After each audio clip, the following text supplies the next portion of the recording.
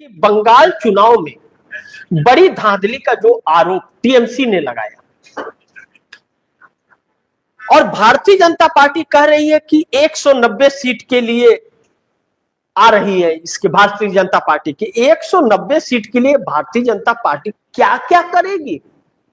पूरे पश्चिम बंगाल को CRPF paramilitary force से चप्पे चप्पे पर भर दिया गन ले लेके। अरे भाई, जंग लड़ने गए हो या चुनाव लड़ने गए हो?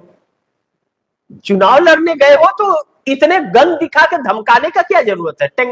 टैंक लेकर के जाने का तो आराम से कर लेते। बाकी राज्यों में तो ऐसा नहीं होता है, तो पश्चिम बंगाल में क्यों?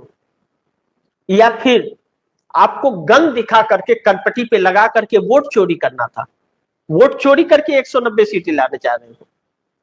यह चीजें भारतीय जनता पार्टी को तब झटका लग गया जब टीएमसी की सरकार बनेगी। यह बातें तय और कंफर्म हो गई और नरेंद्र मोदी का सारा सपना टूटने लगा कि इतना परपंच रच के, इतना ढोंग करके भी अगर हम सत्ता नहीं कर पा रहे, इसका मतलब अब उल्टी गिनती शुरू हो गई है और जनता यह समझ गई है, इनके परपंच को जनता समझ गई है।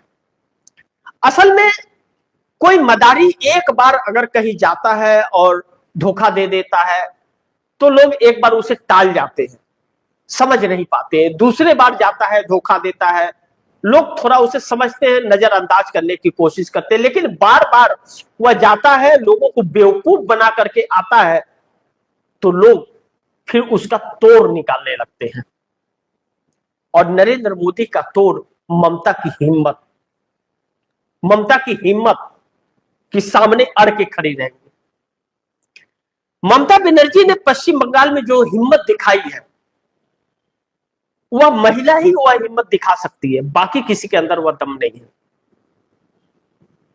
और ममता बनर्जी ने पश्चिम बंगाल में जैसे राहुल गांधी नरेंद्र मोदी को चुनौती एकदम सीना तान करके सामने चट्टान की तरह खड़ा होकर के देते हैं,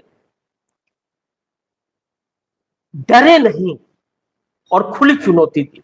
ममता बनर्जी पूरी रात जगी रह रही है, स्ट्रांग रूम के बाहर सड़कों पर दिख रही है कि धांधली न हो। ऐसे में पोस्टल बैलेट पेपर की छटनी करना चुनाव आयोग के, यह भी अनलीगल है।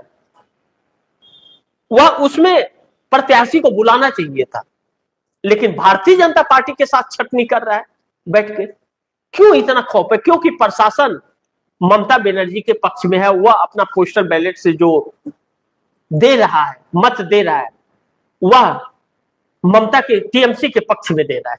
इसलिए भारतीय जनता पार्टी ज्यादा चिंतित है उसको लेकर के।